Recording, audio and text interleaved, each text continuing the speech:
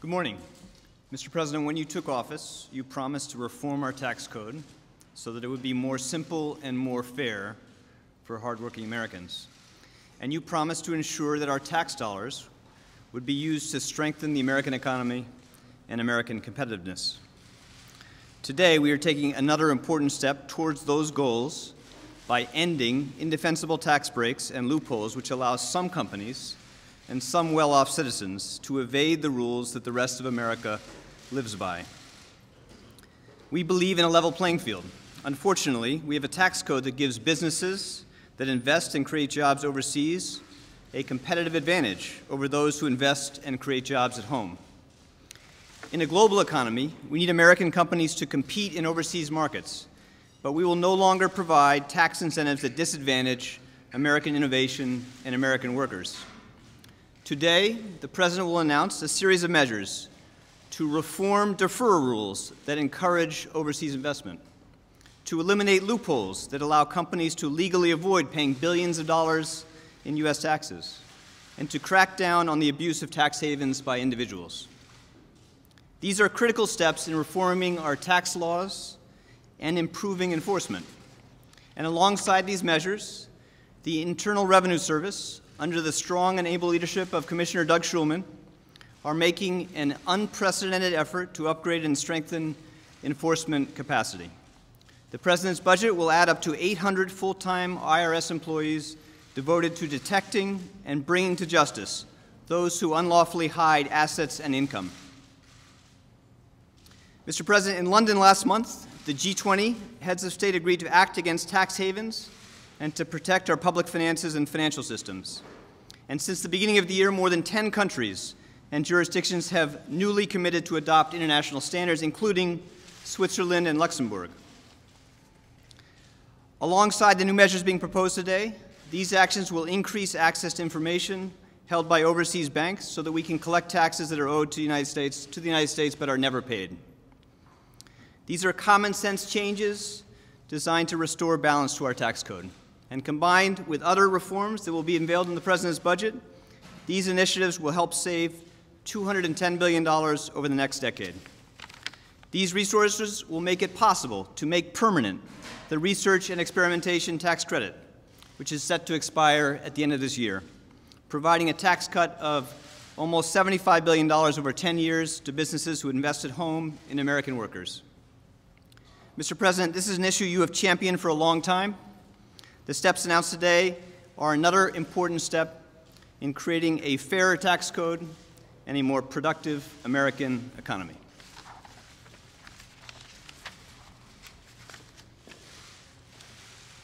All right. Good morning, everybody. I hope you all had a good weekend. Let's begin with a simple premise. Nobody likes paying taxes, particularly in times of economic stress. But most Americans meet their responsibilities because they understand that it's an obligation of citizenship, necessary to pay the costs of our common defense and our mutual well-being. And yet, even as most American citizens and businesses meet these responsibilities, there are others who are shirking theirs. And many are aided and abetted by a broken tax system, written by well-connected lobbyists on behalf of well-heeled interests and individuals. It's a tax code full of corporate loopholes that makes it perfectly legal for companies to avoid paying their fair share. It's a tax code that makes it all too easy for a small number of individuals and companies to abuse overseas tax havens, to avoid paying any taxes at all. And it's a tax code that says you should pay lower taxes if you create a job in Bangalore, India, than if you create one in Buffalo, New York. Now, understand, one of the strengths of our economy is the global reach of our businesses. And I want to see our companies remain the most competitive in the world. But the way to make sure that happens is not to reward our companies for moving jobs off our shores or transferring profits to overseas tax havens. This is something that I talked about again and again during the course of the campaign. The way we make our businesses competitive is not to reward American companies operating overseas with a roughly 2% tax rate on foreign profits, a rate that costs taxpayers tens of billions of dollars a year. The way to make American businesses competitive is not to let some citizens and businesses dodge their responsibilities while ordinary Americans pick up the slack. Unfortunately, that's exactly what we're doing. These problems have been highlighted by Chairman Charlie Rangel and Max Baucus, by leaders like Senator Carl Levin and Congressman Lloyd Doggett, and now's the time to finally do something about them. And that's why today I'm announcing a set of proposals to crack down on illegal overseas tax evasion, close loopholes, and make it more profitable for companies to create jobs here in the United States. For years, we've talked about ending tax breaks for companies that ship jobs overseas and giving tax breaks to companies that create jobs here in America. That's what our budget will finally do. We will stop letting American companies that create jobs overseas take deductions on their expenses when they do not pay any American taxes on their profits. And we will use the savings to give tax cuts to companies that are investing in research and development here at home so that we can jumpstart job creation, foster innovation, and enhance America's competitiveness.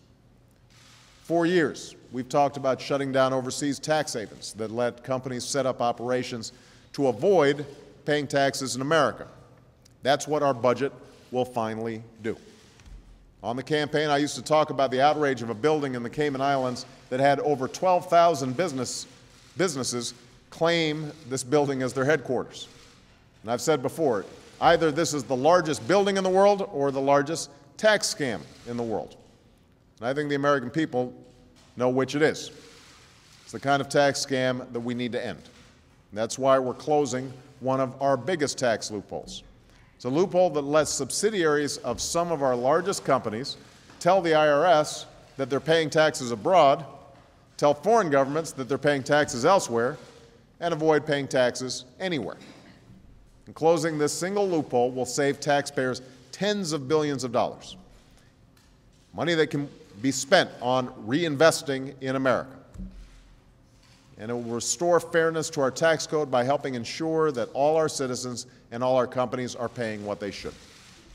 Now, for years, we've talked about stopping Americans from illegally hiding their money overseas and getting tough with the financial institutions that let them get away with it. The Treasury Department and the IRS, under Secretary Geithner's leadership and Commissioner Schulman's, are already taking far-reaching steps to catch overseas tax cheats, but they need more support. And that's why I'm asking Congress to pass some common-sense measures.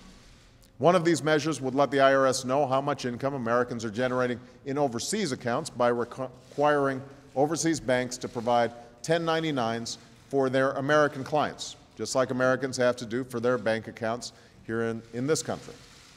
If financial institutions won't cooperate with us, we will assume that they are sheltering money in tax havens and act accordingly. And to ensure that the IRS has the tools it needs to enforce our laws, we're seeking to hire nearly 800 more IRS agents to detect and pursue American tax evaders abroad. So all in all, these and other reforms will save American taxpayers $210 billion over the next 10 years. Savings we can use to reduce the deficit, cut taxes for American businesses that are playing by the rules, and provide meaningful relief for hardworking families. That's what we're doing. We're putting a middle-class tax cut in the pockets of 95% of working families, and we're providing a $2,500 annual tax credit to put the dream of a college degree or advanced training within the reach for more students. We're providing a tax credit worth up to $8,000 for first-time homebuyers to help more Americans own a piece of the American dream and to strengthen the housing market. So the steps I am announcing today will help us deal with some of the most egregious examples of what's wrong with our tax code and will help us strengthen some of these other efforts.